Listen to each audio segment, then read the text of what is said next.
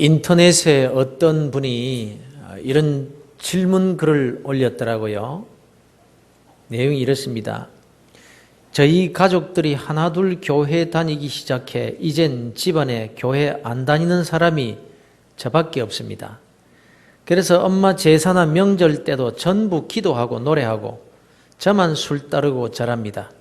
그래서 교회가, 기독교가 정말 진짜 엄청나게 싫은데 다음에 대하여 답변 좀 해주십시오. 첫째, 교회 안 다니지만 착하고 남에게 도움 주는 사람과 교회 다니는 이기적인 사람 중 천국이 있다면 누가 갈까요?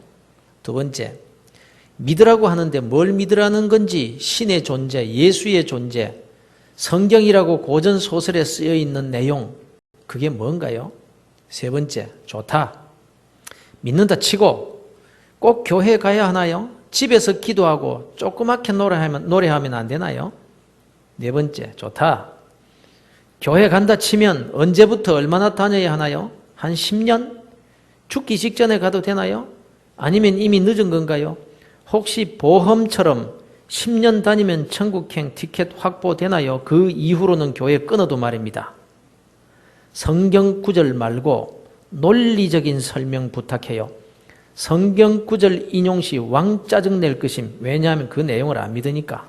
이런 글이었습니다. 여러분, 여기에 뭐라고 대답하고 설명을 할 수 있겠습니까?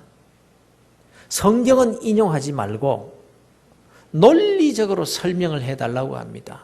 그러면 논리가 뭡니까? 영어로는 logic이죠.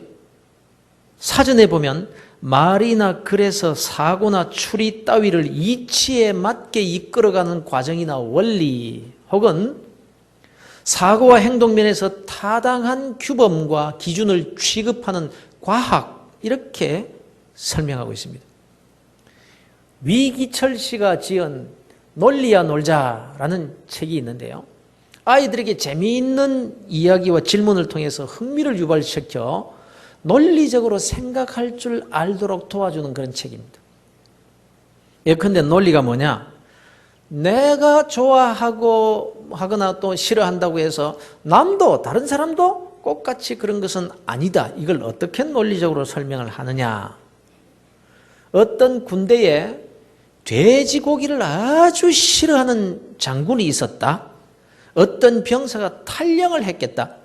이 장군이 이놈에게 어떤 벌을 줄까 하고 생각한 끝에 그래, 이놈 혼 좀 나봐라. 이러고는 탈영한 병사에게 돼지고기를 먹게 했겠다. 그런데 돼지고기를 너무나 좋아하는 이 병사는 덕분에 돼지고기를 실컷 먹었겠다. 그 소문이 나자 돼지고기가 먹고 싶은 병사들은 너도 나도 탈영을 하기 시작했더라. 이와 같이 내가 싫어한다고 다른 사람도 싫어하는 것은 아니고 내가 좋아한다고 다른 사람도 같이 좋아하는 것은 아니다. 이게 논리적인 설명이라는 것입니다. 그런데 말이죠. 사람이 신을, 하나님을 설명하면서 이치에 맞게 논리적으로 설명을 하라고 한다면 이미 그 신은 신이 아닌 거예요. 내 머리로, 인간의 머리로 설명되고 계산되고 파악되는 정도의 존재라면 뭐 내가 신하고 말지요. 내가 신보다 더 나은 존재라는 뜻이잖아요. 다 내가 안다는 것은.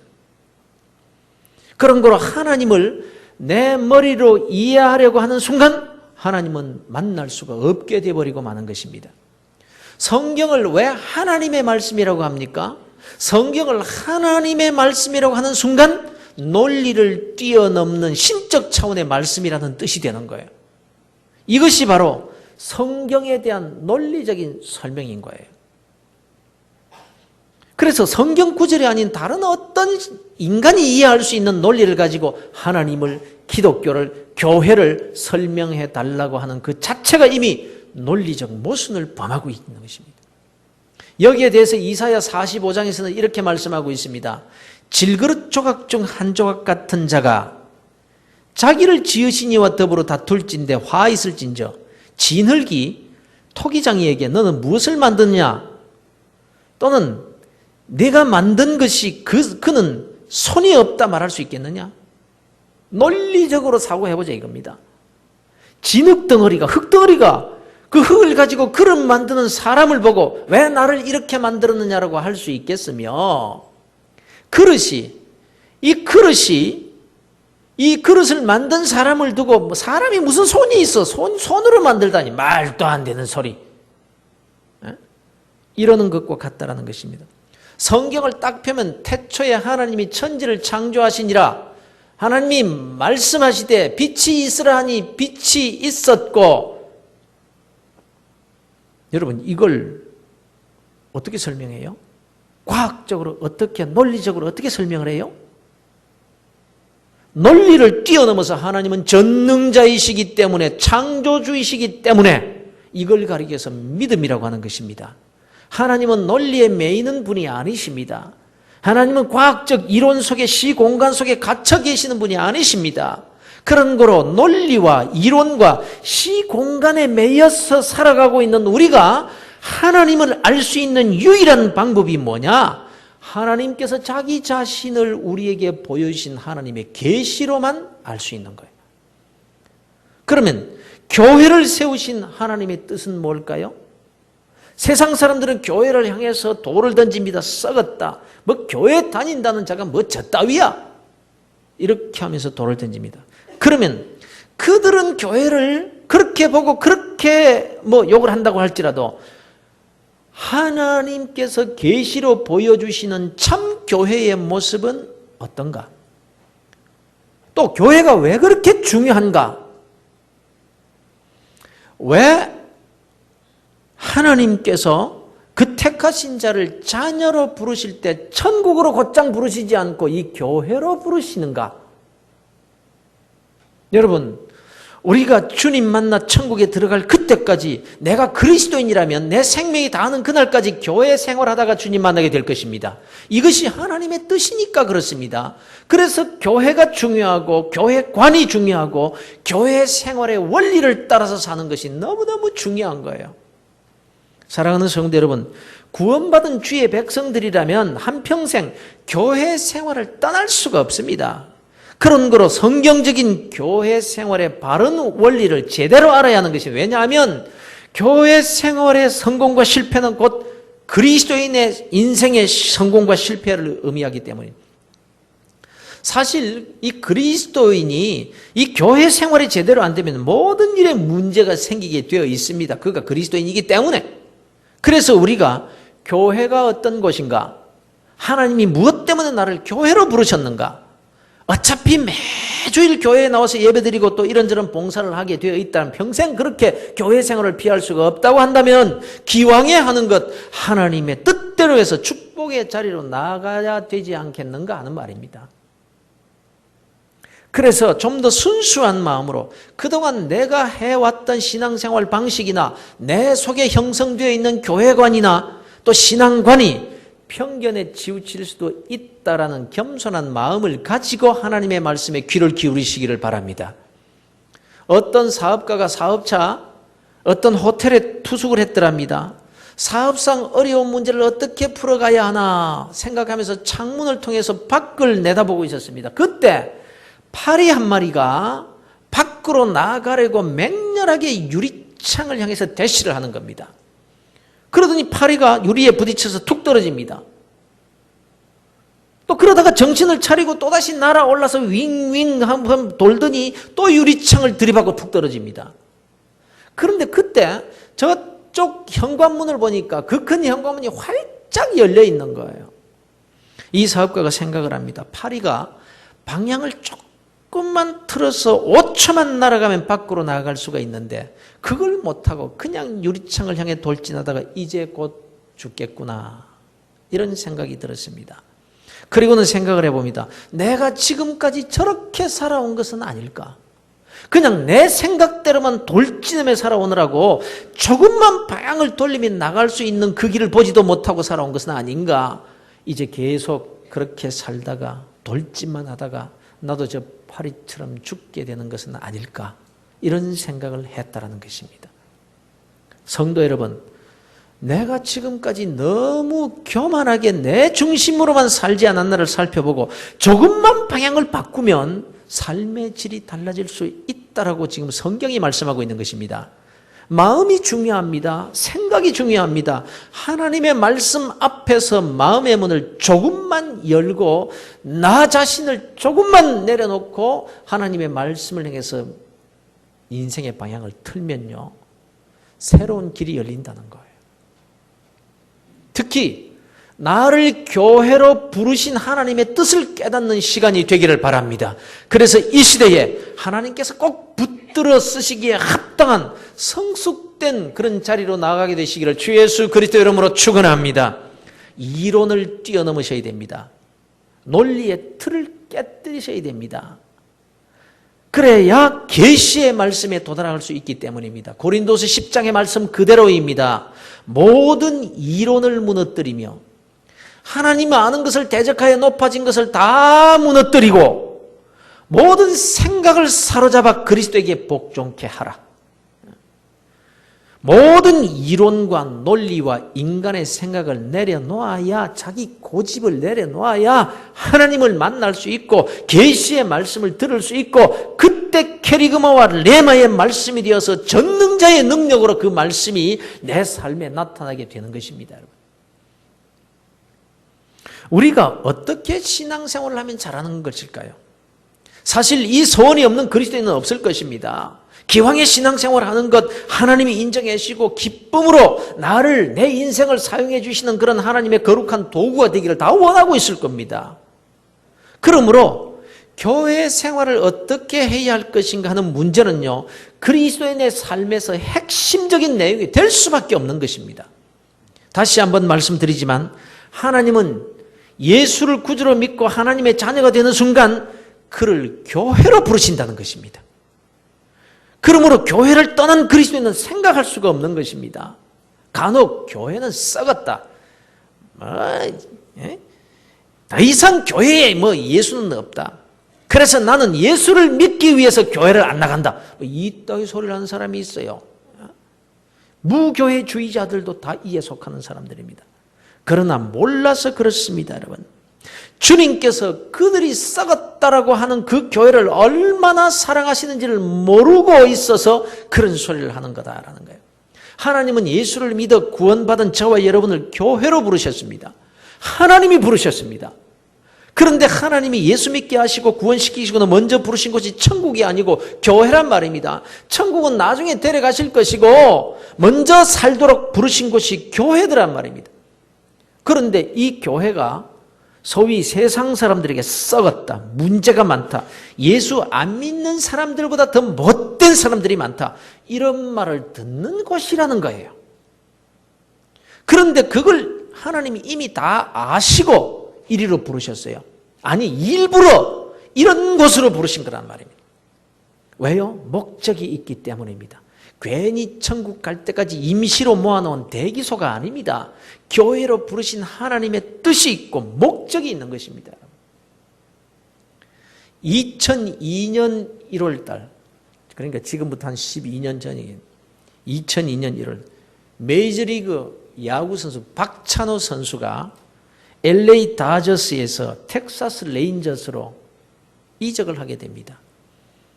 그런데 5년간의 계약금이 어마어마했습니다. 그 당시 돈으로 7천만 달러 넘었어요.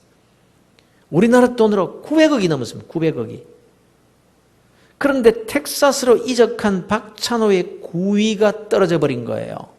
LA에서처럼 잘 던질 거라고 믿고 엄청난 돈을 주고 텍사스에 데려왔는데 나갔다면 홈런을 맞고 팀이 계속 지는 거예요.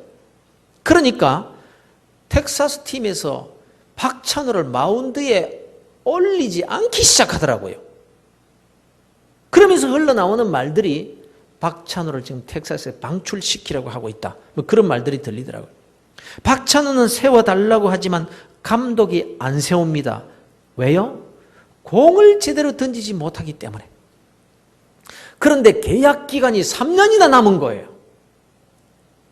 이 기간 동안에는 쫓아낼 수도 없습니다. 다른 구단으로 팔아도 그 계약된 돈은 어느 구단에서 지불하든지 다 지불해야 됩니다.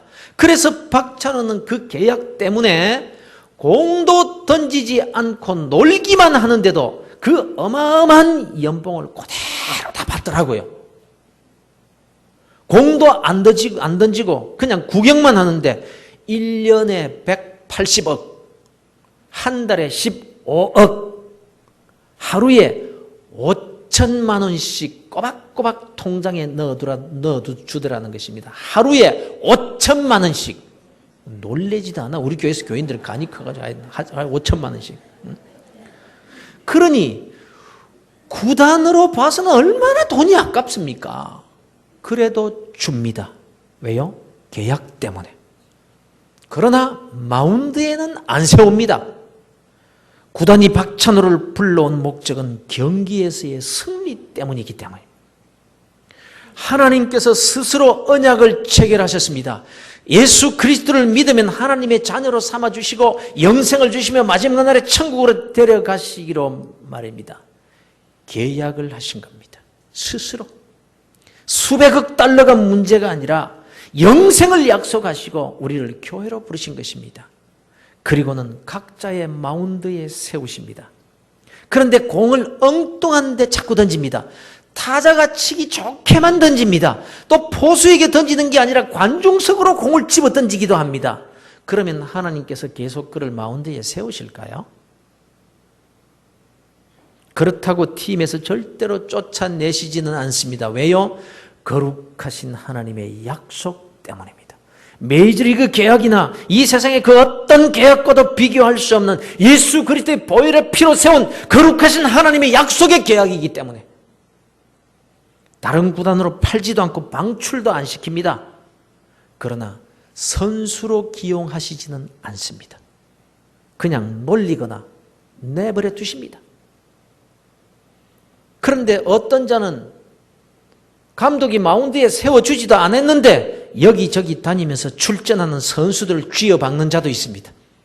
말로 팀의 사기를 꺾고 연습장에 오줌을 싸고 돌아다니는 사람도 있습니다. 그래도 팀에서 내어 쫓지는 않습니다.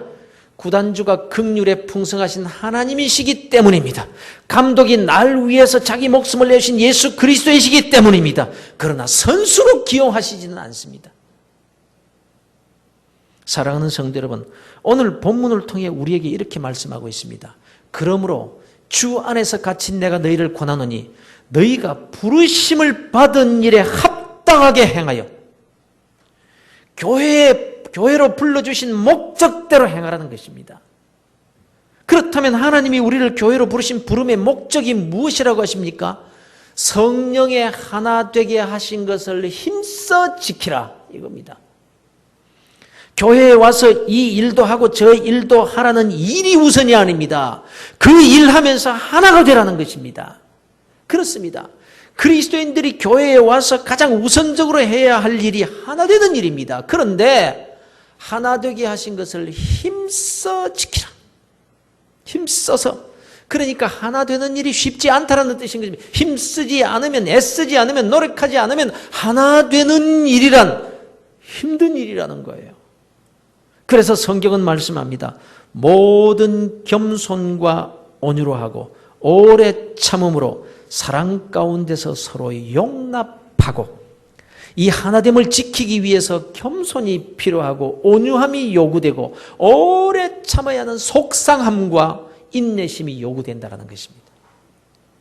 그렇다면 하나님께서 우리를 교회로 부르시고 왜 이런 요구를 하시는 걸까요? 정말 하나 되는 그것이 목적일까요? 궁극적인 목적이 뭘까요? 그렇지 않습니다. 하나님은 우리에게 거룩을 요구하시는 겁니다. 내가 거룩하니 너희도 거룩하라. 데살로니가전서 3장에 보면 우리 주 예수께서 그의 모든 성도와 함께 강림하실 때에 하나님 우리 아버지 앞에서 거룩함에 흠이 없게 하시기를 원하노라. 거룩함. 우리를 거룩한 자로, 즉 거룩하신 하나님의 자녀답게 세워지기를 원하고 계신 겁니다. 그런데 하나님께서 우리를 거룩한 사람으로 훈련시키시기 위해 택하신 훈련 장소가 교회라는 거예요. 그리고 그 훈련 방법, 훈련의 내용이 바로 하나 되게 하시는 일이라는 것입니다. 그렇다면 왜 교회가 거룩함을 훈련받는 장소로 가장 적합한 곳일까요? 하나 되기가 가장 어려운 곳이기 때문에 그렇습니다. 믿음이 없이는, 하나님의 말씀으로 무장하지 않고서는 그 어떤 것보다 하나 되기 힘든 곳이 교회이기 때문에 나보다 못한 사람이 많아요. 그러나 나보다 못한 사람이지만 내 자존심을 내려놓고 그를 나보다 낮게 여겨줘야 할 만한 겸손이 요구되는 곳이 바로 교회죠. 온유함으로 오래 참지 않으면 다툴 수밖에 없는 사람이 많은 곳이 교회라. 그래서 교회에는 언제나 내 마음에 들지 않는 사람이 있기 마련입니다. 일을 하면요, 꼭 내 인내심을 시험하는 사람이 있습니다. 모처럼 열심히 한번 봉사해보려고 마음을 먹고 일을 하려고 하는데 전혀 말 같지도 않은 말로 심기를 건드립니다. 이럴 때, 나는 조용히 신앙생활하고 싶습니다. 아이고, 이런 말 저런 말 듣는 거 딱 싫습니다. 나는 그냥 주님 딱 바라보고 그냥 조용히 난 그렇게 신앙생활하고 싶습니다. 이러면서 뒤로 물러서면 안 된다는 것입니다. 하나님께서 그런 곳에서 목적을 두고 나를 부르시고는 참는 훈련 좀 해, 이러신다는 거예요. 세상에서라면 아예 상종도 하지 않고 그냥 외면해버리면 되겠지만, 힘들지만 용납해줘. 이곳이 교회라는 것입니다. 여러분이 잘 아시는 김장환 목사님께서 이런 말씀을 하시더라고요. 성경은 경영 합리화의 원리 가운데 세상은 경영 합리화의 원리 가운데 일이 되어가지만 교회는 경영의 합리화가 무시된 장소입니다. 이렇게 말하면서 세 사람이 해도 될 일을 30명이 모여 하고, 누군가 유리창을 갈아 끼우는 동안 다른 곳에서는 새 유리를 부숩니다. 또 청소를 하고 있는 동안 누군가는 다른 한쪽 방을 엉망으로 만들고 있지요. 그러나 이렇게 부족함 투성인 사람들이 모여 있지만 이 작은 모임 안에 하나님의 은혜와 자비가 있습니다. 서로 모여 실수하고 잘못하는 동안 우리는 하나님 안에서 용서하고 용납하는 마음을 배우게 되는 것입니다. 이게 교회라는 거예요. 그런 거로 여러분, 교회에서 내 마음에 드는 사람만 찾으시면 안 됩니다. 그러면 시험에 듭니다. 그리고 내 마음에 들지 않는 사람을 쫓아내려는 마음을 가지시면 안 됩니다. 오히려 그런 분이 있기 때문에 하나님이 나를 이곳으로 부르신 것이기 때문입니다. 세상 사람들이 욕하는 그런 사람들이 있는 교회이기 때문에, 그래서 나를 이리로 부르셨다는 거예요. 그래서 세상 사람들이 교회를 보고 욕하는 것은 교회를 몰라서 그런 거예요. 교회이기 때문에 그런 줄을 몰라서 그런 거예요. 사랑하는 성도 여러분, 여러분이 훈련을 잘 받으시면 선수로 발탁됩니다. 하나님께서 교회로 부르신 목적을 따라 하나 되게 하시는 그 훈련을 잘 받으시면요, 하나님께 쓰임을 받게 됩니다. 시험 문제가 어려우면 어려울수록 그 문제 풀어내기만 하면요, 실력이 더 늘어나게 되고 더 높은 반으로 진급하게 되는 것입니다. 선생님이 시험 문제를 낼 때 어떤 문제를 냅니까? 자기 집 주소를 쓰시오, 이런 문제 안 냅니다. 잘 아는 문제를 내는 게 아니라 이해하기가 쉽지 않은 곳에 문제를 냅니다. 왜요? 선생님이 악질이라서 그렇습니까? 아닙니다. 틀리기 쉬운 것을 자꾸 내는 것은 그것을 풀게 해서 실력이 늘게 하고 또 진급해서 중학교, 고등학교, 대학으로 진학하게 만들 수 있기 때문입니다.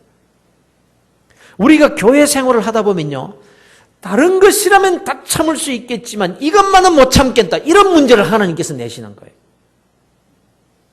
그래서 그것이 하나님의 뜻이기 때문에, 나를 부르신 분의 뜻이기에 눈물을 흘리면서 참습니다. 자존심 바닥에 내팽개치고 집에 가서 씩씩거리기도 합니다. 그러면서 신앙생활을 이렇게 하다 보니까 어느 날 보니까 내가 꽤 괜찮은 교인이 되어 있더라는 거예요. 사람들이 칭찬하고 존경하는 사람으로 성장해 있더라는 겁니다. 그렇게 이를 악물고 하나 되기 위해서 참고 또 참았더니, 그런데 어떤 사람은 다음 학년으로 진급도 못하고 초등학교에 남아 있습니다. 40이 넘도록 초등학교 6학년에 남아서 반장 노릇하고 있습니다. 어린 아이들 앞에서 큰 소리치고 선생님 노릇까지 하면서 어깨에 힘주고 삽니다. 아이들이 구구단 외우느라고 막 쩔쩔쩔 맬 때에 구구단 줄줄 외운다고 잽니다. 저만큼 자라서 대학에 다니는 사람이 보면 기가 찹니다. 기가 찹니다. 그래도 아무 말 안 합니다. 말하다가 봉변당하기 싫기 때문에. 그런데도 그것도 모르고 자기 실력이 최고인 줄 알고 있습니다. 사랑하는 성도 여러분, 하나 되기 위해서 서로 용납하는 교회와 성도들이 되기를 바랍니다. 하나님은 우리를 교회로 부르셨습니다. 그리고는 하나게 되게 하신 것을 힘써 지키라고 했습니다. 하나님은 우리를 하나 되게 하시는 훈련을 통해서 거룩한 자로 세워가기를 원하십니다. 근본 우리는 그리스도 안에서 이미 형제요 하나입니다. 근본으로 돌아가고 보면요, 용납하지 못할 일이 없는 거예요. 그런데 하나가 되면요, 놀라운 일이 일어납니다. 가정도 그렇고 국가도 그렇고 모든 공동체가 다 그렇습니다. 하나가 되면 큰 힘과 놀라운 일들이 일어나게 되는 거예요. 미국의 남북전쟁 때 있었던 포토맥 강 사건을 한 번쯤 들어보셨을 겁니다. 포토맥 강을 두고 북군과 남군이 대치를 하고 있었습니다. 이제 새날이 밝으면 또다시 전투가 벌어져서 수많은 사람들이 죽게 될 그런 밤이었습니다. 달빛이 흐르는 조용한 시간에 병사들이 불안에 떨면서 대치하고 있었을 그때에 어느 쪽에 누가 시작했는지 한 병사가 홈 스위트 홈이라는 노래를 부르기 시작합니다. 즐거운 곳에서는 날 오라 하여도 내 쉴 곳은 작은 집 내 집뿐이리 내 나라 내 기쁨 길이 쉴 곳도 꽃 피고 세우는 내 집뿐이리. 옆에서 따라 부릅니다. 강 건너편에서도 한 사람 두 사람 따라 부르기 시작했습니다. 양쪽 진영의 병사들이 모두가 눈물을 흘리면서 부르기 시작했습니다. 그렇게 흐느끼면서 불렀습니다. 다음 날 전투는 없었습니다. 왜냐하면 하나가 되었기 때문에. 우리가 여기에 모여서 하나의 신앙 고백을 합니다. 같은 찬송을 같은 감격 속에서 부릅니다. 예수 그리스도 안에서 하나이기 때문입니다. 그래서 하나 되게 하신 것을 힘써 지키려고 애써야 한다는 것입니다. 하나님은 부르심의 한 소망 안에서 부르심을 받은 자들이 그 부르신 뜻대로 하나 되는 일에 잘 훈련받는 자들을 지금도 찾고 계십니다. 그를 선수로 기용하시기 위해서 말입니다. 우리가 교회의 연수를 자랑할 것이 아닙니다. 우리 교회의 성도들이 하나 되는 일을 위해서 얼마나 겸손하고 온유할 수 있느냐, 얼마나 오래 참으면서 서로를 용납해주는 교인들로 성장했느냐, 이것이 중요할 뿐인 것입니다. 우리 교회가 부르심에 합당한 교회가 되어서 이 시대에 쓰임받는 교회가 되기를 기원합니다. 그리고 부르심에 합당하게 행하는 성도들이 다 되셔서 이 시대에 세워진 그 자리에서 하나님의 쓰임을 받는 복된 그리스도인들이 다 되시기를 주 예수 그리스도 이름으로 축원합니다.